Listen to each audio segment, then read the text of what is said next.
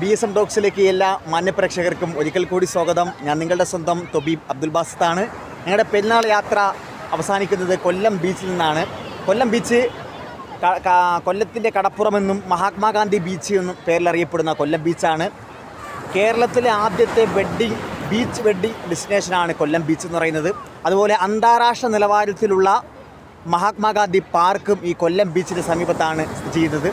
അതോടൊപ്പം തന്നെ കേരളത്തിലെ ഏറ്റവും വലിയ വിളക്കുമാടവും ഇവിടെയാണ് സ്ഥിതി ചെയ്യുന്നത്. സൂര്യാസ്തമയവും സൂര്യോദയവും കാണാൻ പറ്റിയ ഏറ്റവും മനോഹരമായിട്ടുള്ള സ്പോട്ടാണ് എൻ്റെ പുറകിൽ കാണുന്ന കൊല്ലം ബീച്ച്.